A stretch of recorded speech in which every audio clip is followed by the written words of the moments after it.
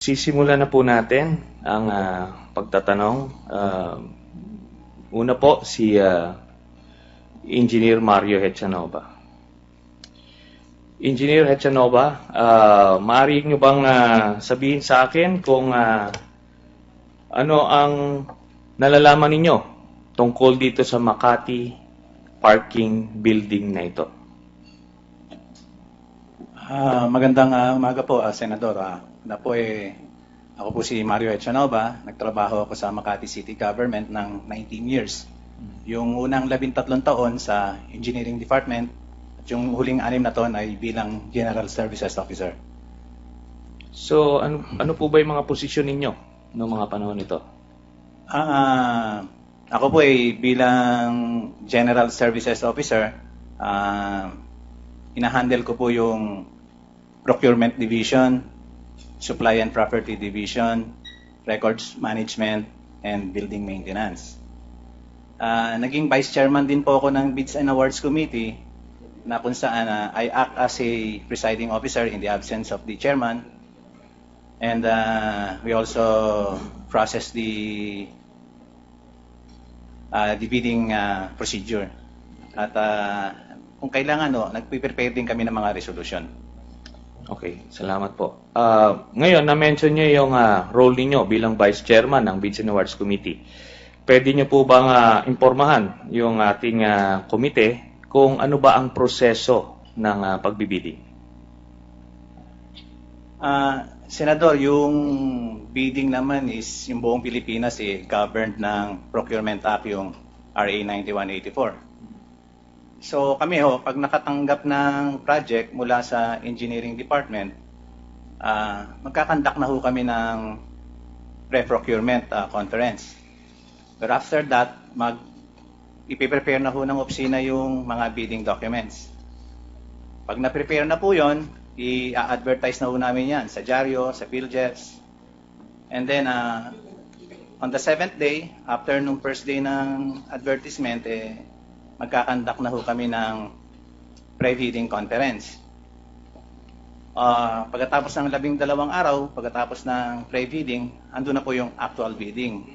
I-open na po namin yung mga bidding documents sa mga nag-submit na contractor.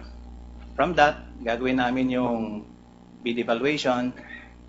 After that, yung post-qualification.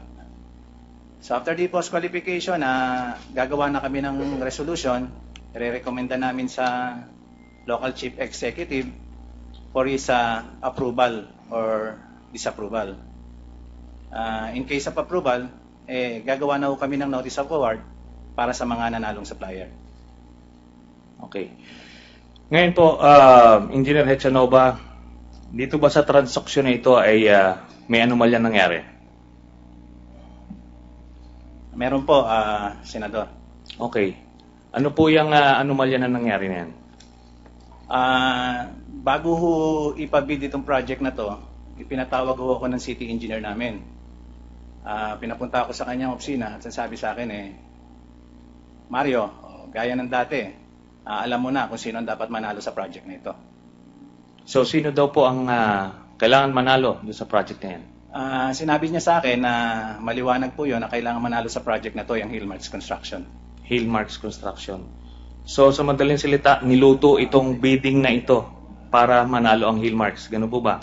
Totoo po yun, Senador. Niluto po namin. Okay. Itong si Engineer Morales, may nagutos ba rito sa kanya? O sa kanya lang ito?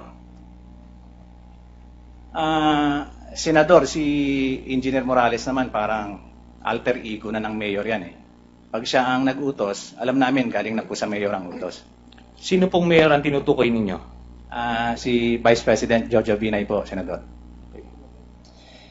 Sigurado kang hindi dumidiskarte lang si Engineer Morales ng sarili niya at nini-name drop lang niya si Vice President Binay. Sigurado po ako na yung sinabi ni Engineer Morales na si Mayor ang nagutos. Kasi po si Engineer Morales matagal nang kasama ni Mayor Jojo Binay yan. Trusted niya po yan.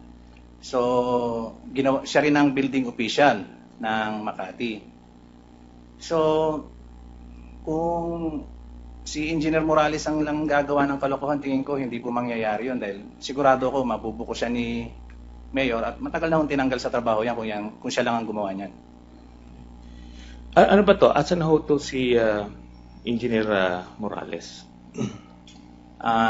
Patay na po, Senador. Binaril po yan eh. Binarel? Opo. Saan po siya binarel? Kung di ako nagkakamali sa Legazpi ho sa Bicol. Sa Bicol. So, ano ho ba ito? Sino yung pumatay? Wala ho talaga akong idea, Senador. Pero Nahuli? hindi ho eh. Hindi nahuli. Hindi ho. Anong year po ito? Sa pagkakalam niyo lang? September 2012, Your Honor. September 2012 siya pinatay. Opo. Okay. So, sa inyong paniniwala, yung sinabi ni Engineer Morales sa inyo ay nanggaling mismo kay Vice President Jojo Binay. Ganun po ba yon? Opo, Senador. Ganun po yun. Okay.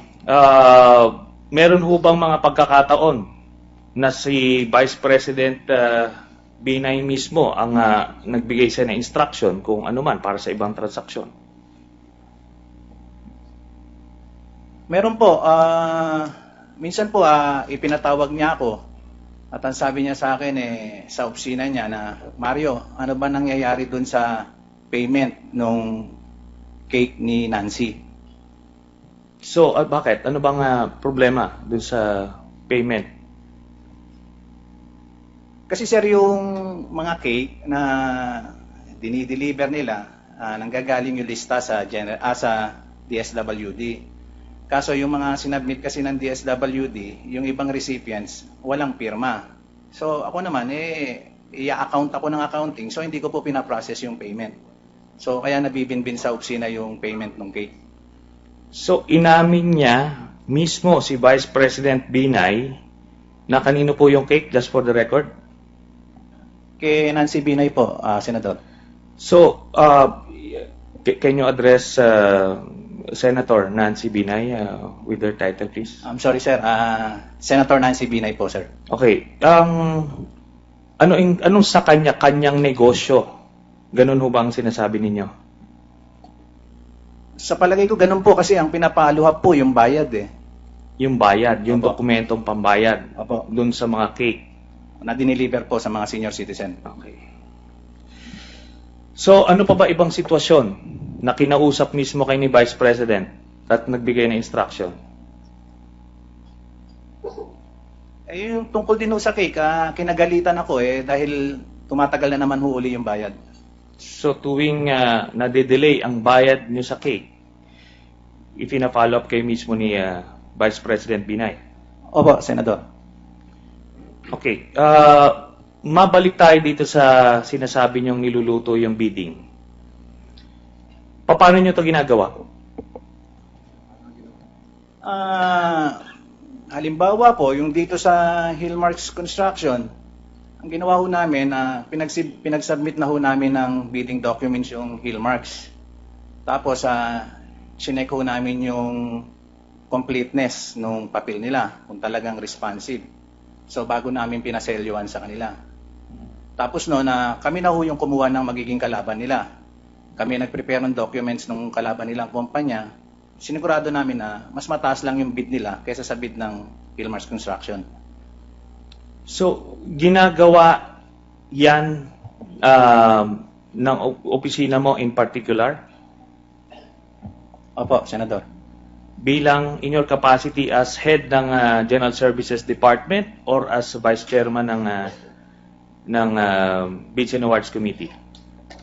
Bilang Vice Chairman, sir, ng Bids and Awards Committee. So, sa iyong paniniwala, ano ito? Alam ito ng buong Bids and Awards Committee? Opo, sir. Alam lahat yan kasi pag nag-utos naman yung senador, yung si Engineer Morales, lahat naman ho kami sumusunod. Walang kumaga hindi kayo walang kaduda-duda na alam nila ito. Meron ba nag-question man lang ng bakit ganito? Walang ganon. Wala po akong matandaan na may nag-question ni isa sa amin. Dahil kalakaran na ho namin sa Makati yan eh. Ganyan ho talaga yung ginagawa namin. So, sa madaling salita, lahat ng bidding sa Makati ay niluluto ninyo para may manalong favored contractor? Totoo po sir. Lahat po, luto po yan. Okay. Sino ba yung mga members ng Bids and Awards Committee na naalala mo ng mga panahon na yan? Senador, dalawa po kasi yung inabutan kong chairman. Yung isa kamamatay lang si Mr. Nick Santiago. Tapos yung pangalawang inabutan kong chairman si Miss March De Vera. So ang miyembro doon patay na rin si Engineer Morales.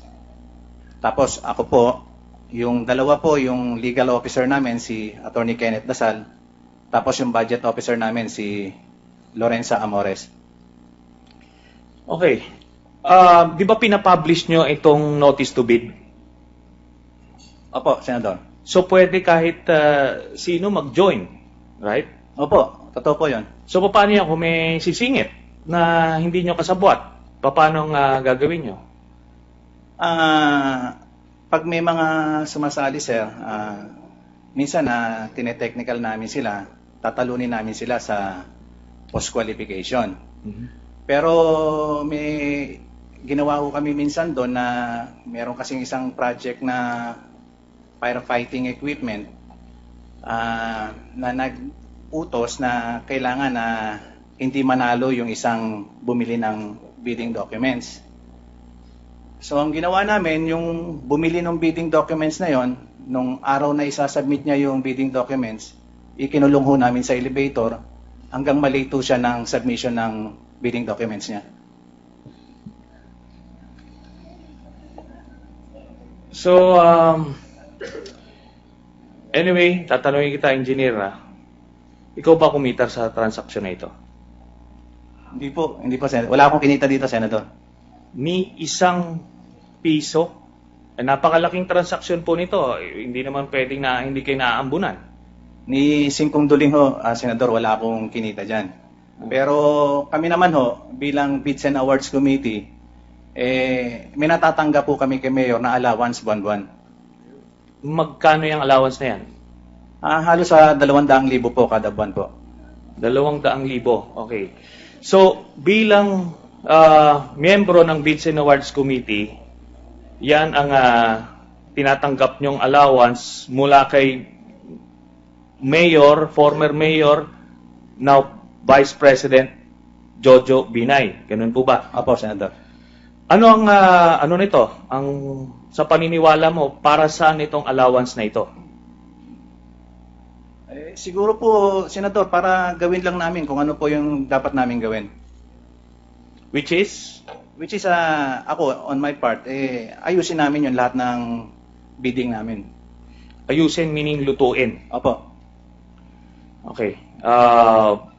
Mr. Chairman, yun lang po ang aking katanungan dito kay Mr. Echanova for now. Pero in light of the gravity of his testimony, may I move that we recommend the inclusion of Engineer Mario Echanova to the Witness Protection Program of DOJ pursuant to Section 4 of Republic Act 6981. I so move, Mr. Chairman. Second the motion. For the record, Engineer Chanova, are you interested in applying for coverage under WPP? Kung malalagay po sa alangin ng buhay ko, Senador, tatanggapin ko po. Apo, sige po. Okay, we will process the verbal application.